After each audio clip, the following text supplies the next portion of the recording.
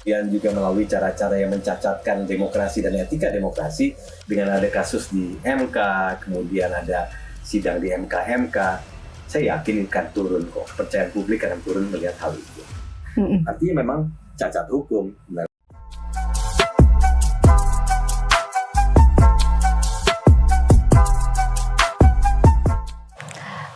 Hai Sobat Ganjar, apa kabar? Seperti biasa, ketemu lagi di podcast Suara Ganjar bersama saya Anastasia Putri yang akan selalu ngebahas tentang isu-isu terupdate seputar pemilu 2024. Nah, belakangan jelang pemilu 2024 ini banyak sekali beredar pemberitaan atau berita-berita baik di media massa maupun di media online tentang pemilu 2024. Tapi sayangnya tidak 100% berita-berita yang beredar itu kadang-kadang betul atau sesuai faktanya. Bahkan kadang terlalu sensasional, provokatif, atau hoax. Nah, gimana sih caranya supaya kita tahu bahwa berita-berita yang beredar itu adalah berita yang sesungguhnya? Padahal media massa ini juga punya peran krusial loh dalam jelang pemilihan pemilu presiden 2024, di mana media massa ini bisa menjangkau seluruh masyarakat Indonesia untuk memberikan informasi terkait pandangan dan gagasan seorang tokoh politik, tak terkecuali Pak Ganjar dan juga Pak Mahfud. Nah, dalam podcast kita kali ini kita akan bahas bersama narasumber kita yang mungkin sahabat Ganjar semua sudah tak asing lagi dengan cowok ganteng yang satu ini, sering kita lihat wajahnya di televisi. Beliau ini merupakan salah satu head of talent di MNC News dan keren banget sih Mas. Salaman dulu dong kita. Apa kabar? Halo. Mas Tommy Cokro? Baik, alhamdulillah Nas. Thank you banget udah mengundang.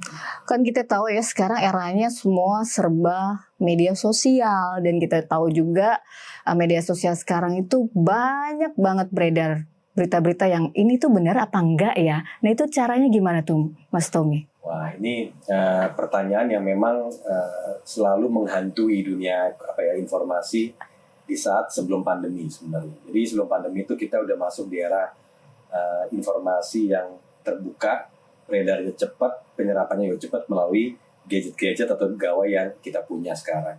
Dan sekarang sumbernya udah bukan media mainstream lagi. Kalau dulu kan ya cuman media mainstream, media-media yang punya tanggung jawab jurnalistik dan juga etika jurnalistik yang ada sesuai dengan aturan yang berlaku.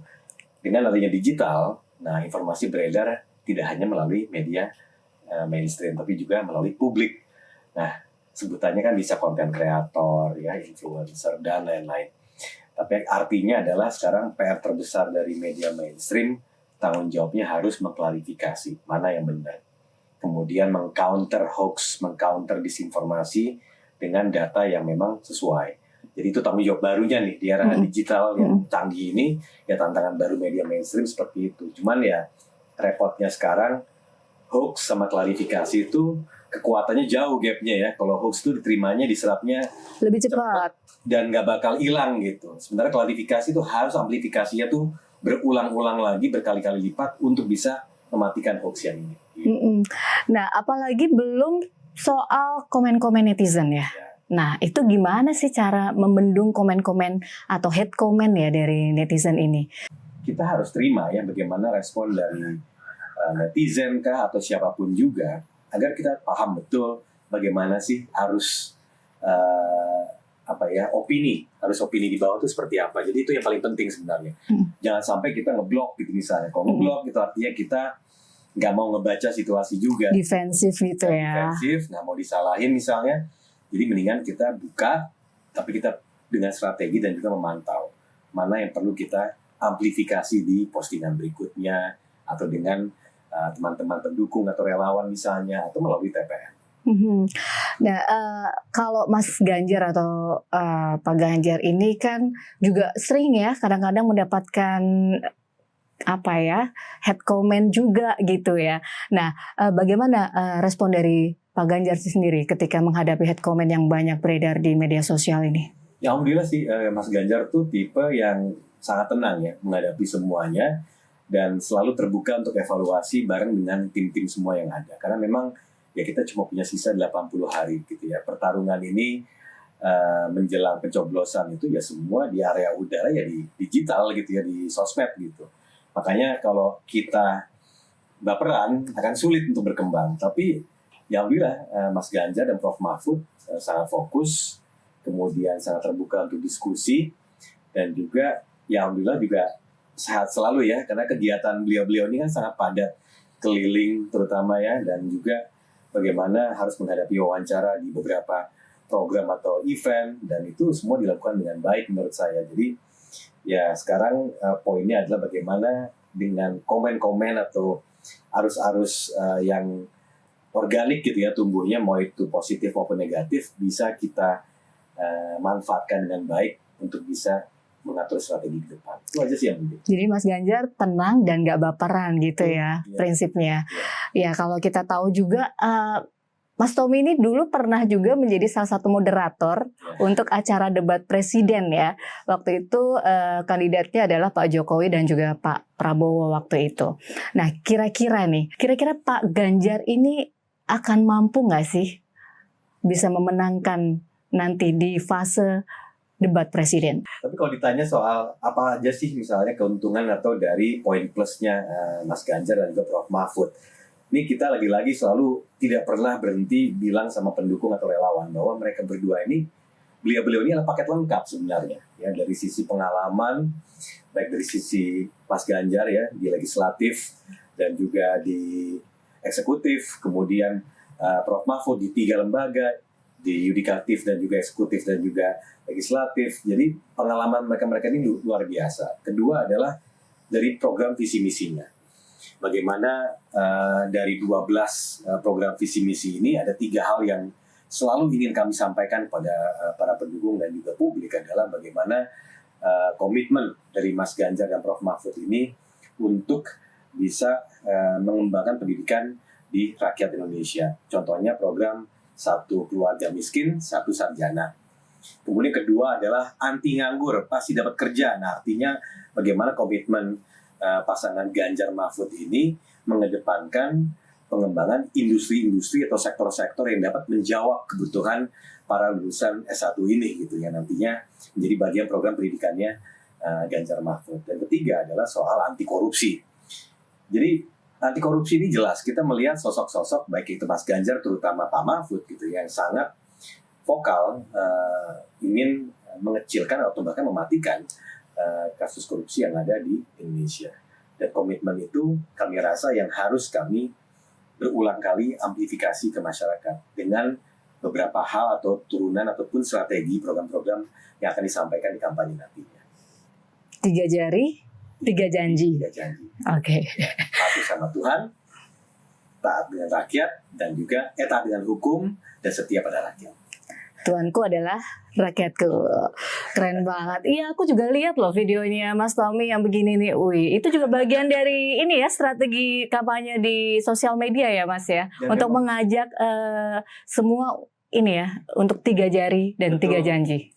Karena memang pada saat sebelum merilis video itu, kami sudah kompakan sama-sama untuk posting dengan musik yang udah juga ditentukan, yaitu dengan 3 jari gitu. Karena memang ini merupakan sebuah perjuangan demokrasi di saat kita semua melihat langsung gitu ya, proses ketika belum dimulai sudah banyak sekali ketimpangan dan juga penyimpangan yang dilakukan hanya untuk kekuasaan, sehingga ya disitulah message-nya bahwa demokrasi kita tidak sedang baik-baik saja. Waktunya kita semua berdiri dan melihat dan bersuara untuk memperjuangkan demokrasi yang telah kita perjuangkan selama bertahun-tahun. Tapi ada yang unik juga nih. Ya kan? boleh. Ada bukan pertanyaan sih sebenarnya. Tapi ada simbol yang unik pada saat pengambilan nomor gitu ya, presiden itu ngambil nomor undian, ya nomor urut. Mas Ganjar begini ya. Nah sekarang berubah jadi begini nih. Ini ada simbol apa yang mau diubah ini gitu. Ada yang banyak bilang tuh juga tuh ini mirip seperti Hunger Games. Nah, boleh diceritain nggak? Jadi kalau kita lihat arti 3 seperti ini, memang ini merupakan hasil diskusi juga apa yang sedang kita perjuangkan saat ini. Dan kalau memang pas dengan Hunger Games itu memang kebetulan aja. Dan di film itu sendiri juga berbicara banyak soal demokrasi dan protes akan adanya oligarki yang sangat tidak baik di film itu. Jadi makanya akhirnya muncul kekompakan dan akhirnya hasil final bahwa oke, nomor urut 3 dengan lambang seperti ini, salam 3 jari, dan tadi panjangannya tadi ya soal taat pada Tuhan, setia pada rakyat dan lain-lain. Jadi artinya ini akan kami bawa terus nih kemana-mana. Yang tadinya memang sempat Anas lihat kan seperti ini, Iya. Nah, sekarang seperti ini. Keren banget sih. Kreatif nih idenya ya. Nah, ngomong-ngomong soal kreativitas, ini juga saya sempat lihat nih di FYP saya TikToknya Mas Tommy tentang klarifikasi kampanye dengan menggunakan balon udara itu ya. Nah, semua banyak kecewa nih, mana dicek ke Monas sih ya nggak ada ini. Ini sebenarnya bentuk kreativitas apa ya coba ditawarkan oleh tim dari Mas Ganjar dan Pak Mahfud nih? Nah, tadi kan disebut FYP gitu. Jadi ada tujuannya memang untuk menciptakan atau memperbanyak konten-konten yang bisa kami edarkan di media sosial. Harapannya ini menjadi sesuatu tayangan yang memang nyangkut di hati gitu ya, sampai akhirnya bisa di-repost kembali.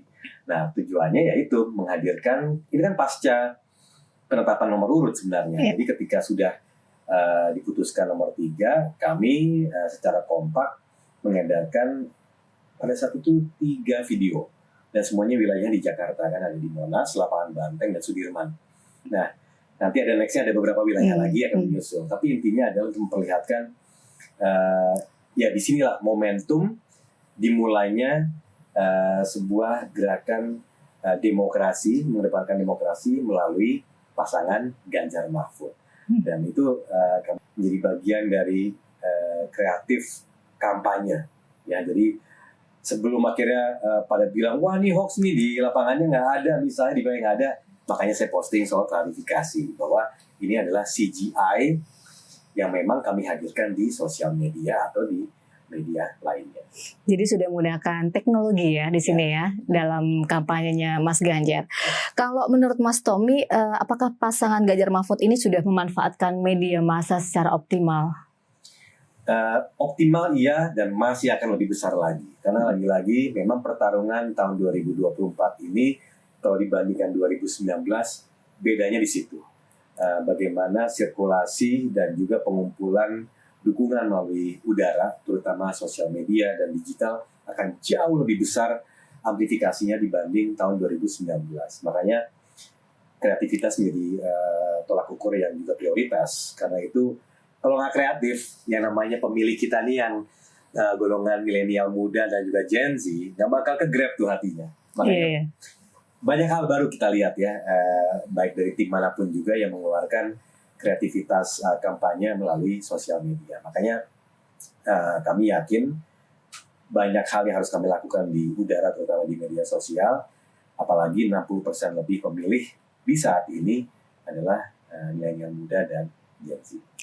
Oke, Mas Tommy bicara tentang perang kreativitas. Nah, ini juga gampang-gampang susah ya. Apalagi perang kreativitas ini dituntut untuk setiap hari. Ya, setiap hari harus ada konten, setiap hari harus ada sesuatu untuk menyampaikan visi dan misi dari Mas Ganjar dan Pak Mahfud gitu.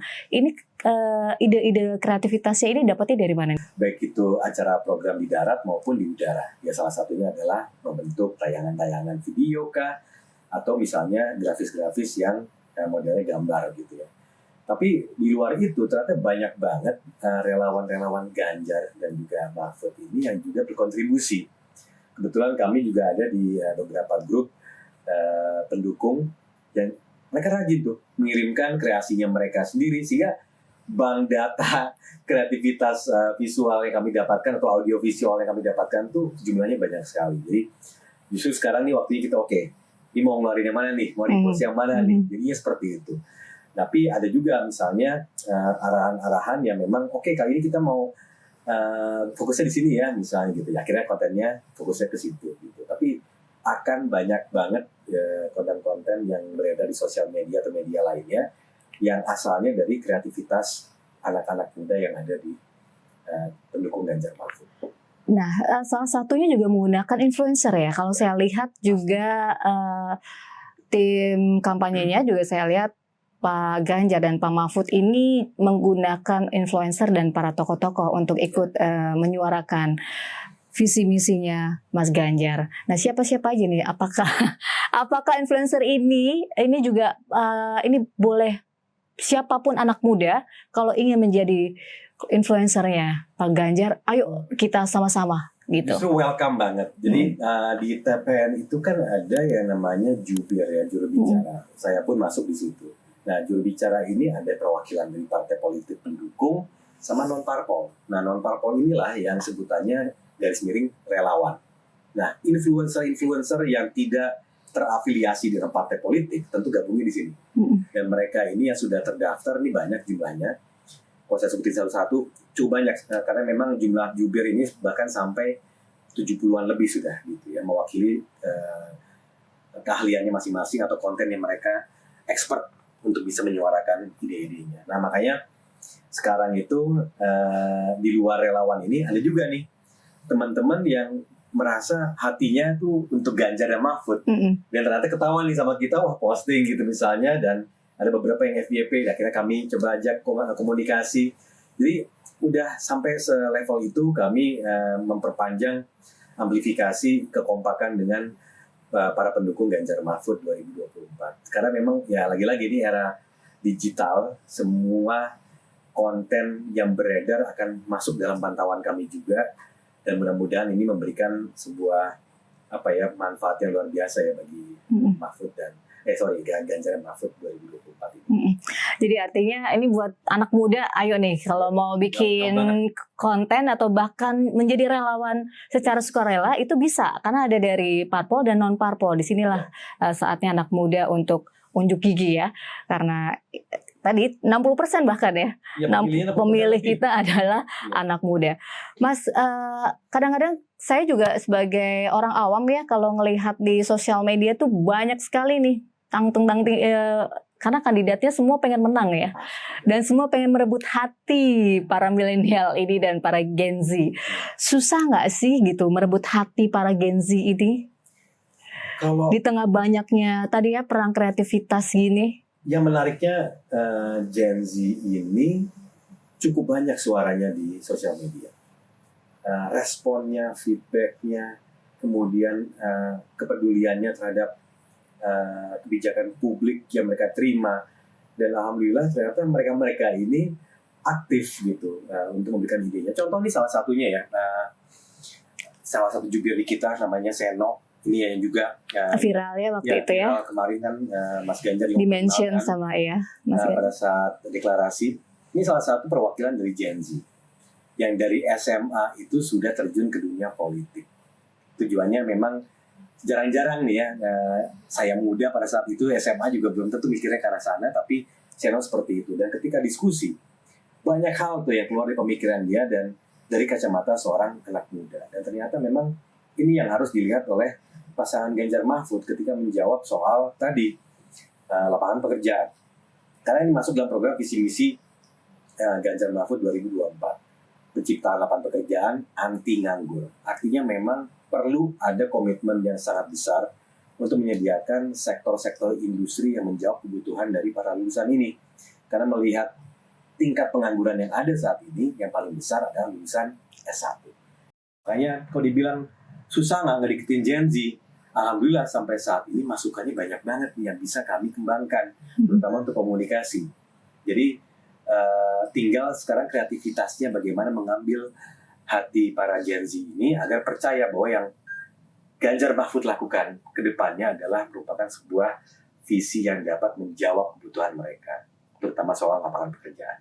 Jadi gampang ya untuk mendekati Gen Z, apalagi dengan media sosial sekarang. Betul.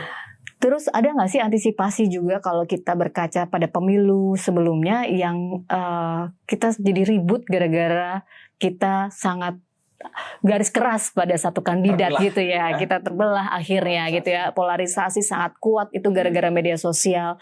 Nah, ini ada nggak antisipasi dari tim komunikasi dan informasi ini, Mas? Keuntungan 2024 ini kan masih 3 pasangan ya. Jadi polarisasinya nggak sedalam 2019 yang cuma 2 pasang gitu ya, 2 pasangan. Itu pertama gitu ya. Cuman ya tidak menutup kemungkinan meskipun kami tetap ya kemanapun akan bilang Ganjar Mahfud menang putaran pertama gitu kan ya. Tapi ketika nanti kita memikirkan misalnya 2 putaran pun, kami yakin ya di tahun 2024 ini sekarang waktunya untuk adu namanya ide dan juga program. Ini yang paling penting.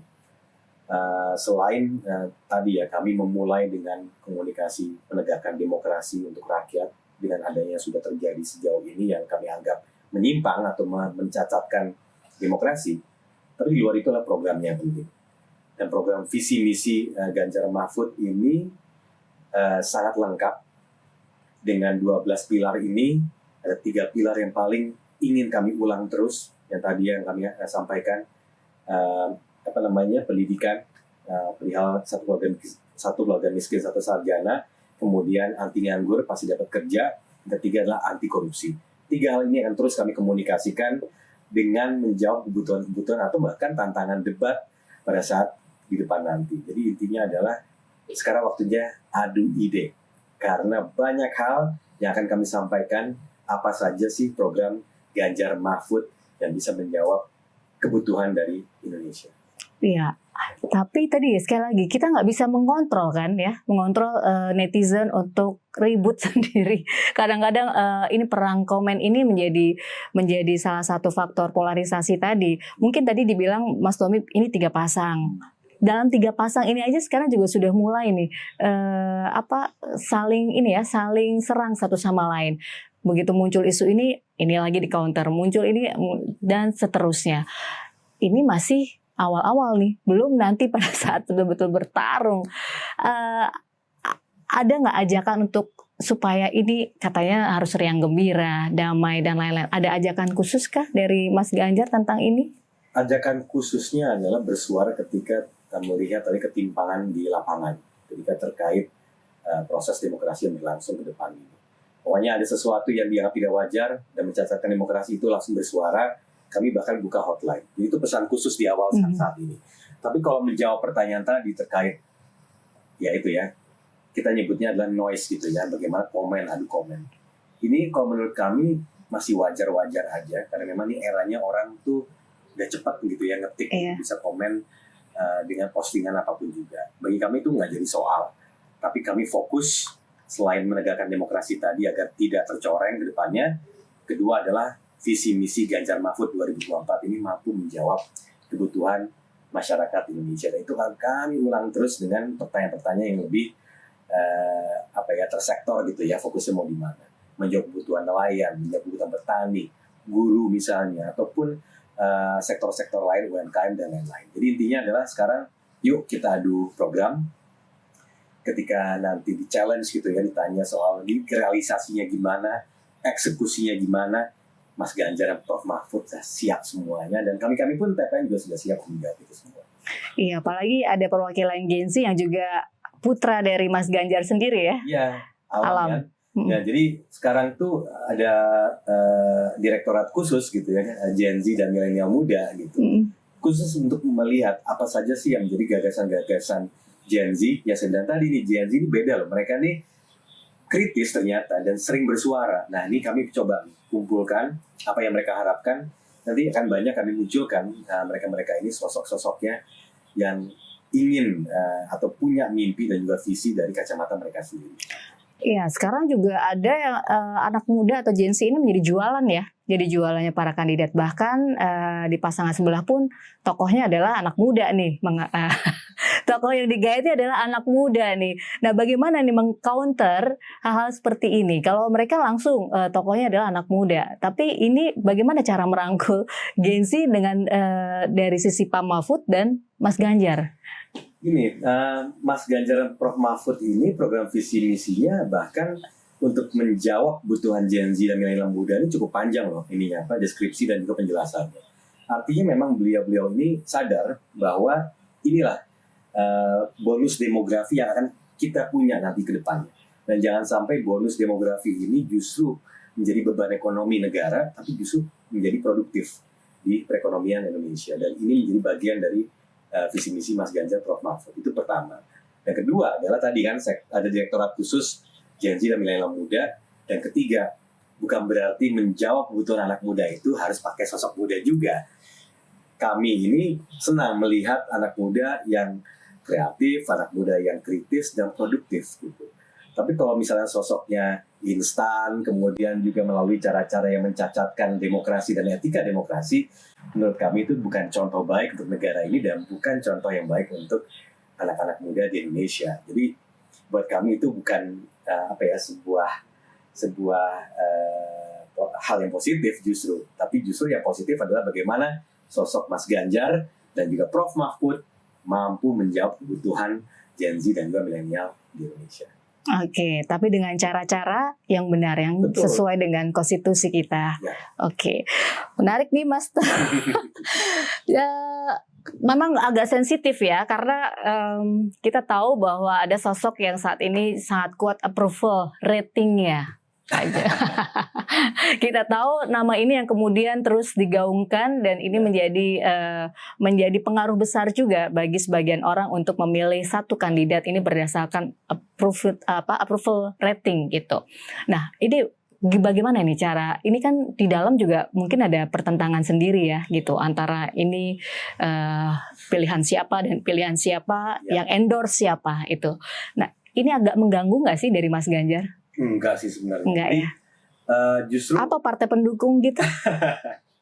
Gini kan ada dua hal yang berbeda ya. Misalnya dari sisi personal gitu ya, hubungannya sudah digali bertahun-tahun, ya jelas ada komentar-komentar yang berkaitan. Tapi kalau misalnya kita melihat dari komitmen dan juga fokus dari Mas Ganjar dan Prof Mahfud dan juga tim yang mendukung, ini kami betul-betul sangat percaya kalau kami bisa mengkomunikasikan ini dengan baik dan amplifikasinya juga baik, orang akan lebih fokus melihat program dan juga strategi yang ingin kami hadirkan ke depannya.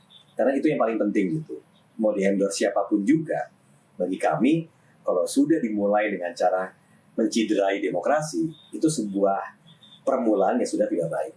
Artinya, itu adalah abuse of power lah. Gitu ya. Nah, tapi saat ini yang paling penting adalah bagaimana kami bisa mengkomunikasikan program dari Mas Ganjar dan Prof Mahfud ini ke depannya. Dan ini yang bisa menjawab kebutuhan mereka semua, para pendukungnya dan juga para pemilih di tahun 2024. Endorse itu atau approval rating ini kan sesuatu yang memang kita track back kan ya, melihat dari performance selama 2 periode belakang. Apakah ini menjamin terhadap pemilihan umum saat ini? Ya kalau kaitannya dengan 3 pasangan, ya sangat tergantung dengan programnya gitu. Dan program Mas Ganjar dan Prof Mahfud ini program yang lengkap dan bisa menjawab semua itu. Itu sih yang paling penting, Mas. Dan satu lagi adalah gini, approval rating ini kan dihitungnya sampai tanggal berapa sih gitu. Dengan ada kasus di MK, kemudian ada sidang di MK, saya yakin akan turun kok. Kepercayaan publik akan turun melihat hal itu. Belum lagi sekarang juga ramai dengan lembaga survei. Ya. Nah, bahkan survei-survei ini juga dipertanyakan ya. Ini kadang-kadang ini lembaga survei atau konsultan politik gitu ya.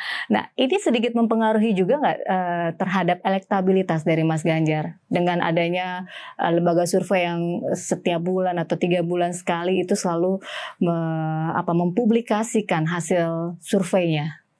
Kami punya lembaga survei yang menjadi tolak ukur kami untuk menentukan strategi. Artinya apa? Kalau kami lihat ada sesuatu yang tidak lazim gitu ya dari sisi data, tentu tidak menjadi gangguan bagi tim Ganjar Mahfud 2024. Dan ini yang menjadi komitmen kami juga untuk mengatur bagaimana ke depannya untuk bisa memanfaatkan momentum yang ada. Jadi bagi kami, data lembaga survei yang menurut kami aneh tentu tidak menjadi tolak ukur kami. Oke. Jadi meskipun itu menjadi framing seseorang di media massa, kan media massa juga sekarang diskusi talk show itu dengan menggunakan lembaga survei gitu kan. Iya, tolak ukurnya, topiknya gitu. Betul. Gitu ya. Nah, itu gimana tuh Mas? Nah, itu kadang harus di-counter juga nggak sih dengan oke, kalau gitu kita lembaga survei kita dong gitu, yang diwawancara atau segala macam. Ini meng-counter itu kan tidak hanya harus dengan lembaga survei yang lain, tapi juga meng-counter itu dengan apa yang kami bisa jawab terkait data tersebut misalnya. Jadi kalau misalnya kita di detik ini aja misalnya, kita akan banyak bicara soal rekam jejak dari Mas Ganjar dan Prof Mahfud. Apa saja yang telah dilakukan. Dan itu hubungannya kan ada dengan lembaga survei harusnya. Nah oleh karena itu biasanya kami counter dengan program visi misinya. Dan ini selalu kami fokus tuh, siapapun narasumbernya pasti sudah tahu gitu apa saja yang mereka ingin katakan. Terutama Mas Ganjar dan juga Prof Mahfud ketika ditanyakan. Apalagi kemarin kan juga heboh tuh soal hukum di Indonesia, skornya berapa misalnya. Akhirnya kan dipotong, bagiannya dipotong, akhirnya diamplifikasi. Padahal kalau kita lihat fullnya, pasca putusan MK, jelas hukum Indonesia turun, skornya menjadi 5. Artinya memang cacat hukum dan membuat level kepercayaan terhadap hukum jadinya turun. Nah itu salah satu contoh aja bagaimana kami tidak mau terpengaruh atau terpancing hanya karena agenda setting hasil lembaga survei yang jadi misalnya wawancara ataupun talk show. Pokoknya pasti kami fokus tuh. Lihat dulu, benar nggak nih? Kalau tidak benar, menurut kami pasti counter. Counter. Ya agak berat ya Mas Didi ya. Berat gak sih? Semua jubir, bahkan Mas Ganjar, Prof Mahfud udah oke semua kok untuk bisa menghadapi tantangan-tantangan pertanyaan-pertanyaan seputar lembaga survei yang beredar gitu ya. Oke, ya semua kita serahkan pada track record. Lagi Prof Mahfud dan juga Mas Ganjar punya luar biasa paket komplitnya ya. Dan visi misinya apalagi. Ya. Oke, terakhir nih Mas Tommy boleh dong ajak untuk Gen Z ikutan 3 jari. Oke, dan juga pesan-pesan untuk ajakan dukung Ganjar Mahfud. Oke, untuk teman-teman semua pemilih semuanya ya, baik pemilih yang mature atau juga milenial muda dan juga Gen Z, ayo gunakan suaranya, tidak boleh golput, dan ingat, salam 3 jari. Ini merupakan komitmen dari Ganjar Mahfud 2024 untuk gerak cepat menegakkan demokrasi dan menjawab kebutuhan warga Indonesia atau masyarakat Indonesia dengan visi misinya. Jadi ingat, salam 3 jari. Oke, thank you Mas. Salam 3 jari. Thank you. Salam 3 jari kan harusnya gini dulu ya. Segini. Oke. Terima kasih banyak Mas Tommy atas waktunya. Dan itu tadi teman-teman sahabat Ganjar, podcast Suara Ganjar kali ini menarik sekali. Jadi jangan lewatkan lagi. Ayo buru-buru posting di sosial media kalian tentang salam 3 jari seperti yang sudah Mas Tommy lakukan. Sampai ketemu lagi. Dadah.